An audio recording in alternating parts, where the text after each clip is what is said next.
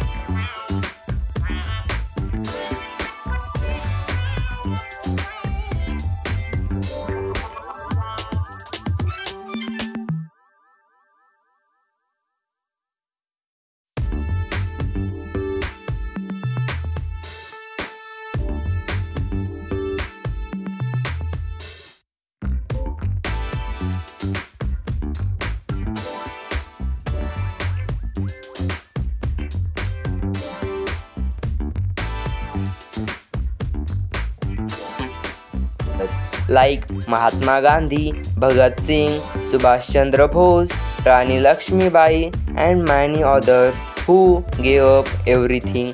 So मित्रांनो, video आवडत असल्यास लाईक करा आणि अजून सुद्धा आपण चॅनलला सबस्क्राईब केलं नसेल तर लवकरात लवकर चॅनलला सबस्क्राईब करून ठेवा.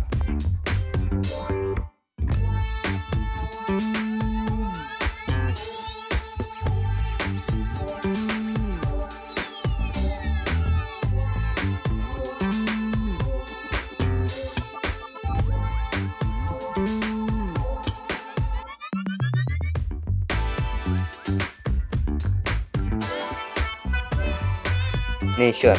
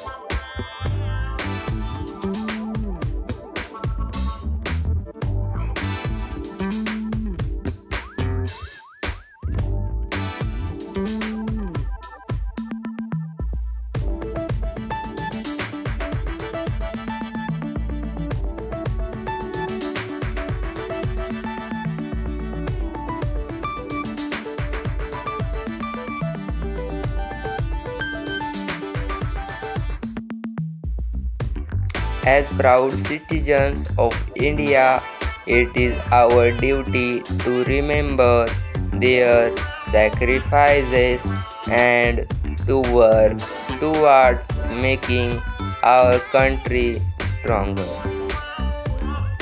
cleaner and more united. We are the future of India,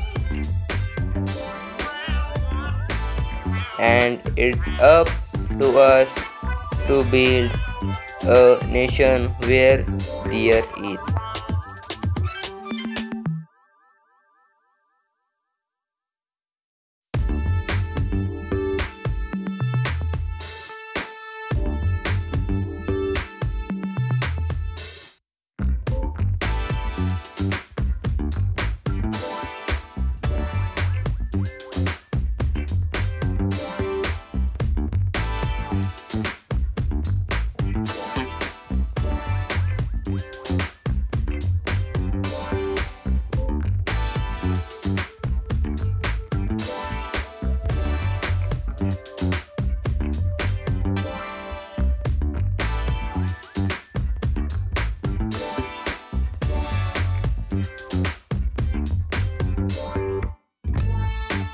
peace, progress, and equality for all.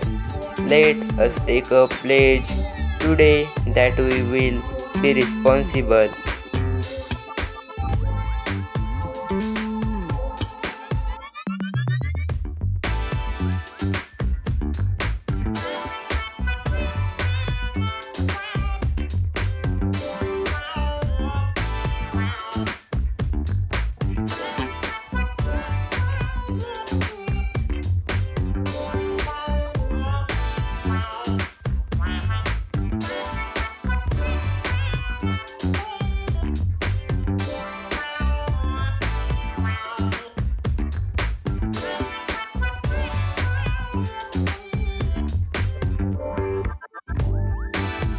citizens, and contribute to the growth and glory of India in every way possible. जय हिंद, जय भारत.